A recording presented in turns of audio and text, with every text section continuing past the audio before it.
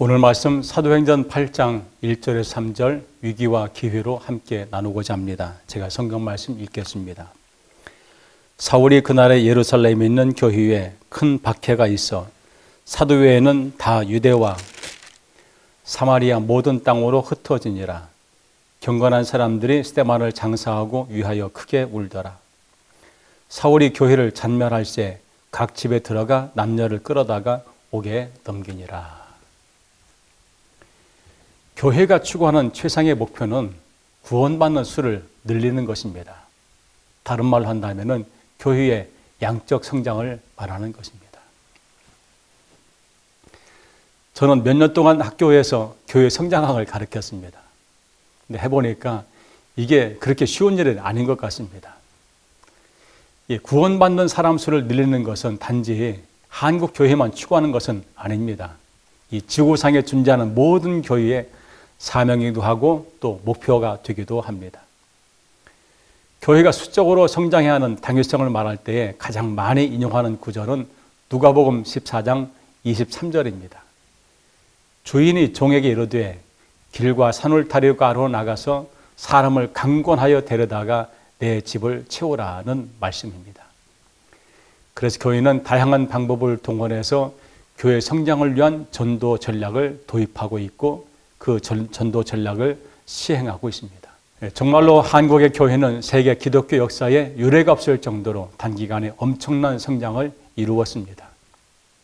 이제는 한국 사회 곳곳에 기독교의 영향력이 미치고 있습니다.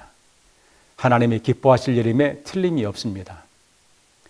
그러나 요즘 들어 한국 교회는 많은 걱정거리를 안고 있습니다. 그 가장 중심에 있는 문제가 교인의 수가 줄어든다는 점입니다. 교인 수를 늘리는 것이 교회의 사명인데 교인 수가 줄어든다는 말은 우리에게 문제가 있다는 것입니다. 통계청에서 5년마다 실시하는 전 국민 대상의 인구 센서스 조사에 보면은 기독교인 수가 줄어드는 현상을 확실하게 확인할 수가 있습니다. 2015년 인구 센서스 조사에 따르면은 18세 이상 전체 인구 중에 종교가 있는 인구는 46%였고 그중에 기독교인은 20%로 종교 분포에서 가장 많은 부분을 차지했습니다.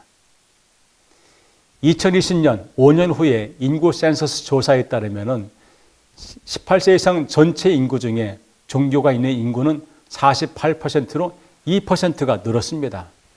그중에 기독교인은 18%로 2년, 5년 사이에 2%가 줄어들었습니다. 지난 5년 동안 기독교인 수가 무려 2%나 줄었다는 이유는 여러 가지로 분석이 됩니다.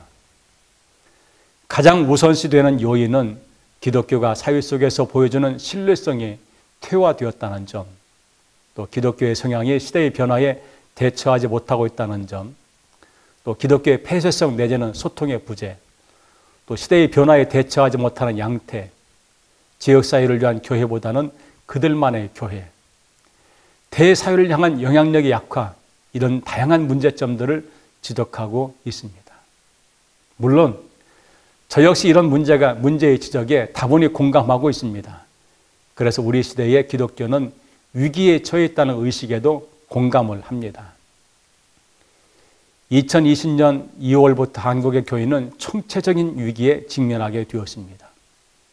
그렇지 않아도 한국의 교회의 위기의식이 팽배한 상황인데 코로나19로 집회마저 자유롭지 못하다 보니까 교회를 중심으로 모든 활동을 해오던 한국교회는 전도는 그만두고 이제는 주일날 예배 드리는 것이 문제가 되는 시기로 보내고 있습니다. 지난 역사를 살펴보니 지구상에는 코로나19 같은 전염병으로 몇 차례 큰 파동을 겪었습니다. 로마가 수도를 콘스탄티노플로 옮긴 후에 기독교 문명의 정점에 올랐던 6세기 중엽에 역병이 돌았습니다. 교회로부터 성자의 칭호를 받은 유스티아누스 황제 때에 시작된 이 역병은 이후에 200년 동안 그 당시 유럽 인구의 절반에 해당되는 약 3천만 명의 목숨을 앗아갔습니다. 근데 이것 때문에 기독교 문명의 중심지는 점차 이슬람 종교로 대체되었고 유럽의 정신축이 북쪽으로 이동하는 동안에 중세기 암흑기가 찾아오게 됩니다. 14세기 중엽, 중세시대의 말기인 1347년부터 51년, 이 짧은 몇 년 사이에 흑사병으로 세계에서 1억 명 이상의 인구가 사망을 합니다. 이 질병으로 인구가 급감하게 되니까 봉건제도는 더 이상 유지하기가 어렵게 되었습니다. 농노제도가 붕괴되고 자유를 가진 시민이 등장하게 된 것입니다. 과거 역병은 공통점이 있습니다. 오염된 물, 음식, 이런 데서 질병이 비롯되고 사회 발전이 낙후된 곳, 극심한 부의 불평등이 있는 지역에서 이런 전염병이 발생하게 되었는데 2019년 말부터 불어닥친 이 코로나19 바이러스는 현재까지 전 세계 사망자가 무려 250만 명 이상을 기록하고 있습니다. 코로나19 바이러스의 특이한 점이 있습니다. 계층과 지역을 가리지 않습니다. 가난한 사람만이 아니고 특권 계층도 가리지 않고 파괴합니다. 후진국뿐만 아니고 선진국도 많은 문제를 야기하고 있습니다. 우리는 앞으로 무엇을 더 보게 될까요? 이런 때 한국 기독교는 한국 사회에 무엇을 보여줘야 될까요? 여전히 한국의 기독교는 한국 역사에 빼놓을 수 없는 장을 차지하고 있습니다. 그런 점에서 현재 위기는 우리가 하기에 따라서 기회가 될 수가 있다는 점을 피력하고 싶습니다. 존 코팅햄이 그의 저서 On the Meaning of Life, 삶의 의미 114쪽에서 실패를 경험할 때는 바로 그 순간이 신성이, 즉 하나님이 우리에게 계시되는 시점이라고 말하고 있습니다. 그리고 코팅햄은 종교는 그런 인간의 결함에 대한 자각이고 그 결함이 곧 종교 생활이라는 존 코팅햄의 논리에 저는 상당히 의견을 같이 하고 있습니다. 예수 승천 이후에 초대교회는 성령의 체험을 통해서 탄력을 받게 됩니다. 그러나 여전히 초대교회는 유대교의 적대적인 관계, 로마 당국의 압력 등으로 활동이 자유롭지 못한 상황이었습니다. 예수님의 십자가의 죽음, 부활, 승천을 경험한 초대교회는 오순절 성령의 체험 이후에 엄청난 동력을 갖게 됩니다. 그리고 베드로의 설교를 시작으로 사도행전의 장이 열리게 됩니다. 베드로가 설교를 마치자 세례받고 신도가 된 사람의 수가 무려 3,000명이나 되었다고 사도행전 2장 41절에 보고하고 있습니다. 그 이후로 초대교회는 예루살렘을 중심으로 아주 모범적인 관계성을 보여주며 진정한 성도의 교제를 이루는 모습으로 발전해 가게 됩니다. 초대교회는 예루살렘에 있는 제자의 수가 심히 많아질 뿐만 아니라 유대교의 지도자 격에 있는 제사장들도 상당수가 기독교로 개종할 정도로 기독교의 영향력이 나타나게 됩니다. 좋은 일이 있으면 안 좋은 일도 있게 되겠지요. 호사다마라고 초대교회가 동력을 받아 성장하는 모습을 다 좋아할 리는 없습니다. 가장 큰 결렘돌은 기독교에 대해 적대적이었던 유대교였습니다. 예루살렘 내 기독교가 왕성하게 성장하던 그 시기에 사건이 촉발하게 됩니다. 7 집사 중에 하나인 스데반이 성령에 충만해서 큰 기적을 행하게 됩니다. 이것을 방해하는 사건이 발생합니다. 그러나 스데반은 지와 성령에 충만해서 이 논쟁에 밀리지 않고 응대합니다. 아주 당당하게 응대합니다. 이것을 못마땅하게 생각하는 사람들이 거짓 증인을 내세워서 스데반을 공유에 세우게 됩니다. 거짓 증인들이 증거에 대해서 대제사장이 사실 여부를 묻게 됩니다. 그러자 스데반은 사도행전 7장 1절에서 53절에 걸쳐 예수 그리스도를 증거합니다. 스데반의 설교에 반기를 든 이들은 돌로 스데반을 쳐서 죽입니다. 초대교회에 들여온 박해의 그림자가 본격적으로 시작되는 신호탄이 되었습니다. 그래서 사도행전 8장 1절부터 3절에 스데반의 순교하던 즈음의 상황을 이렇게 보고합니다. 그날에 예루살렘에 있는 교회에 큰 박해가 있어 경건한 사람들이 스데반을 장사하고 위하여 크게 울더라. 사울이 교회를 잔멸할 새 각 집에 들어가 남녀를 끌어다가 옥에 넘기니라. 예수님의 승천 이후 기독교가 예루살렘을 중심으로 성장해 가는 과정에서 이제 위기에 처하게 됩니다. 그러나 존 코팅햄의 저서 On the Meaning of Life, 삶의 의미 114쪽에서 밝히는 바대로 초대교회가 위기를 경험할 바로 그 순간이 하나님의 계획이 펼쳐지는 시점이 되었습니다. 예루살렘 성 안에서 기독교 활동에 제약을 받게 된 성도들은 자유로운 신앙생활을 위해 예루살렘을 떠나기 시작합니다. 박해 후에 초대교회 성도들이 택한 방식에 대해 사도행전 8장 1절에서 이렇게 보고합니다. 사도 외에는 다 유대와 사마리아와 모든 땅으로 흩어지니라. 이 말을 다시 해석해 보면은 예루살렘 교회에는 12사도와 일부만 남게 되고 다수가 여러 지역으로 이주를 하게 된다는 말입니다. 사도행전 8장 4절 이후로는 박해를 피해서 각 지역으로 터진 7집사, 초대교회 성도들을 통해서 기독교가 확장되어 가는 과정을 기록하고 있습니다. 예루살렘 중심으로 모이기를 힘쓰던 초대교회는 박해라는 위기를 맞이하며 기독교가 예루살렘을 넘어서 세계화를 이루는 기폭제가 된 것입니다. 결국에는 박해가 예수님이 승천하기 전에 부탁하신 성령의 체험, 그리고 그 능력으로 예루살렘을 넘어 유대, 사마리아, 땅 끝까지 복음의 증인이 될 것이라는 선언이 여기서 실현되는 단계에 이르게 된 것입니다. 그 결과로 사도행전 8장 이후에 예루살렘을 떠나서 흩어진 초대교회 성도들이 소아시아 지역의 곳곳에서 교회를 세우고 복음을 전하는 소식을 여러 차례 보고하고 있습니다.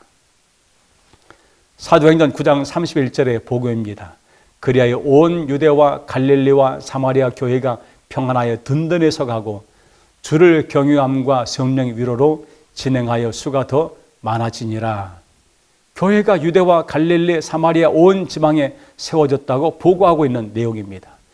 12장 24절의 보고입니다. 하나님의 말씀은 흥왕하여지더라. 주의 말씀을 믿는 사람들이 엄청나게 늘었다고 보고하고 있는 겁니다. 16장 5절의 보고입니다. 여러 교회가 믿음이 더 굳건해지고 수가 날마다 늘어가니라. 교인 수가 날마다 늘어갔다고 믿음이 굳건해진 그 모습을 보여줍니다. 양적인 성장과 질적인 성장을 말해주고 있습니다. 19장 20절 이와 같이 주의 말씀이 힘이 있어 흥왕하여 세력을 얻으니라. 주의 말씀이 더욱 퍼져나가면서 기독교가 이제는 힘까지 얻게 되었다고 말하고 있습니다.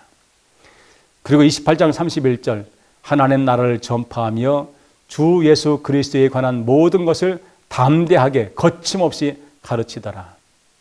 로마에서 하나님 나라를 전하고 예수 그리스도를 가르쳤다고 보고하고 있습니다.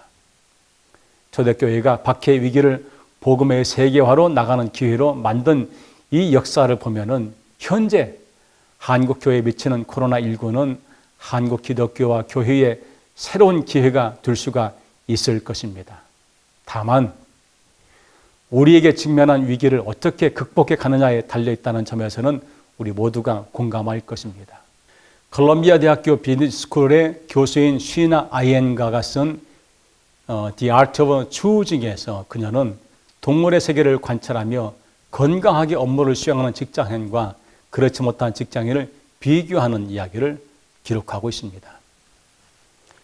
그녀는 동물원에서 보호를 잘 받고 천적도 없이 지내는 코끼리와 야생에서 살아가는 코끼리의 수명을 비교했는데 결론은 아무런 부족 없이 동물원 안에 살아가는 코끼리의 평균 수명은 17년이었고 더군다나 이 동물원 안에 있는 코끼리는 출생률이 낮을 뿐만 아니고 조기 사망률도 높았다는 겁니다. 반면에 야생에서 살아가는 코끼리의 평균 수명은 56세였습니다. 위험하기는 해도 야생에서 동물이 동물답게 살아가는 것이 훨씬 더 그들의 삶에 도움이 된다는 것을 보고했습니다. 기독교가 예루살렘 성 안에서 부흥하는 동안에 아무런 제약도 받지 않고 그 상태를 자족하고 머물러 있었다면 오늘날 같이 기독교가 세계적인 종교로 성장하는 데는 더 많은 시간이 걸렸을 것입니다.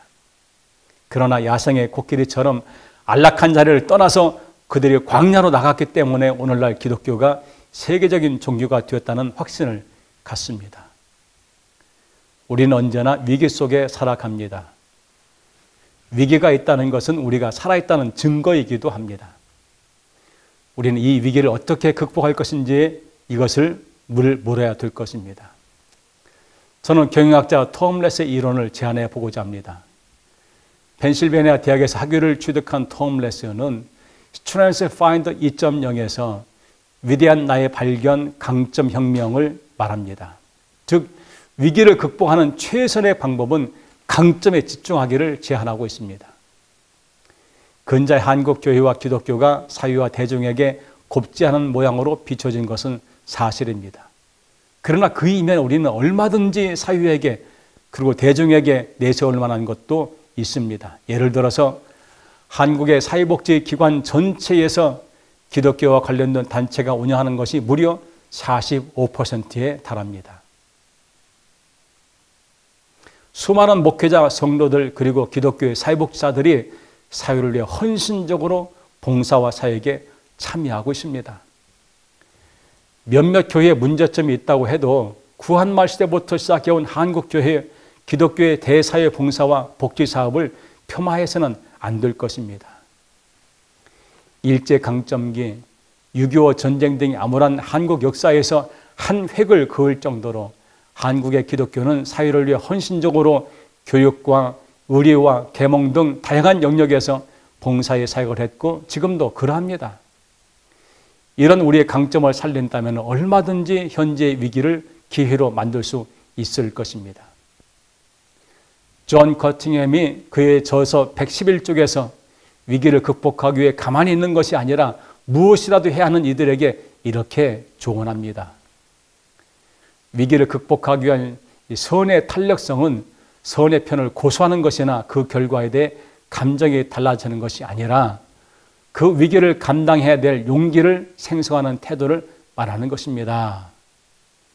선을 추구하려는 종교적 동기를 갖는다는 것은 성공과 안락에 대한 보장은 없다는 것을 알면서도 우리에게는 그 외에 다른 성취 방법이 열려 있지 않다는 흔들리지 않는 신념을 갖고 순종과 겸손과 사랑의 정신으로 의를 행하고자 노력하는 것을 말합니다.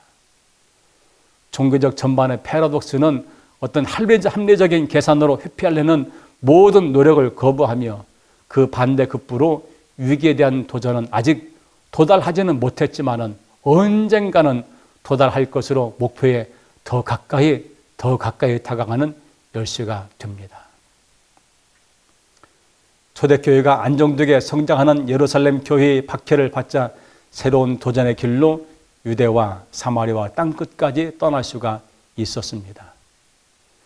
그들이 갖고 있던 신앙에 대한 확고한 신념이 뒷받침되었기 때문입니다. 그리고 그들의 행위와 삶의 모습으로 교회 울타리 밖의 사람들에게 좋은 영향력을 끼치게 되었습니다.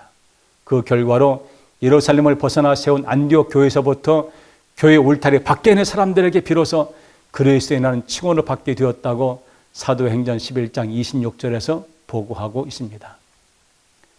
우리는 때로 예수님을 따르는 사명자로서 우리가 가야 될 길에 장애가 생기면은 두 가지의 선택을 하게 됩니다.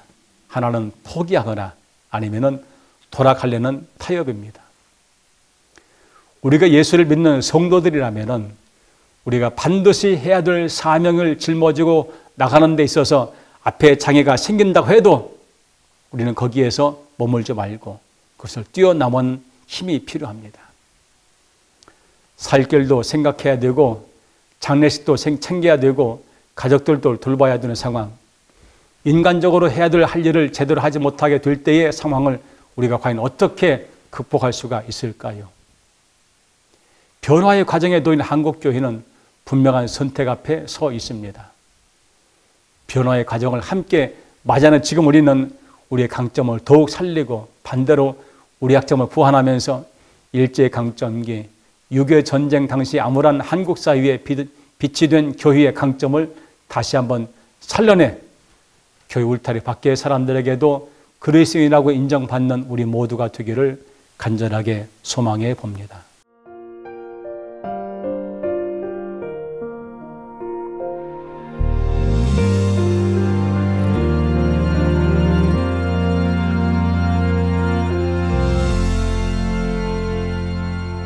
차가운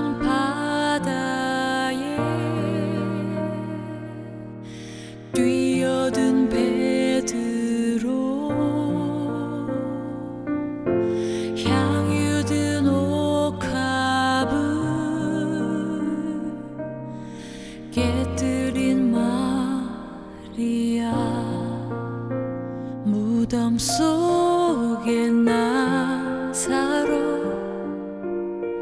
절망하는 마르다 현실 속 자신을 본 그 순간 더 큰 믿음 주소서.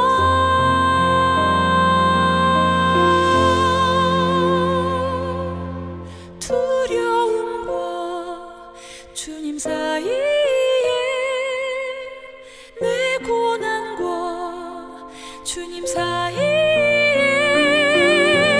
끝내 다시 오직 주님만 붙들게 하소서.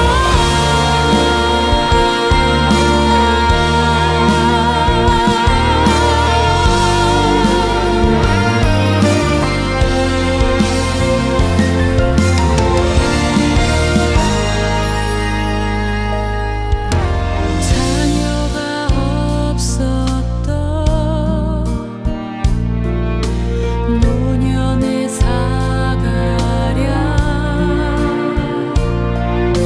깊은 감옥 속에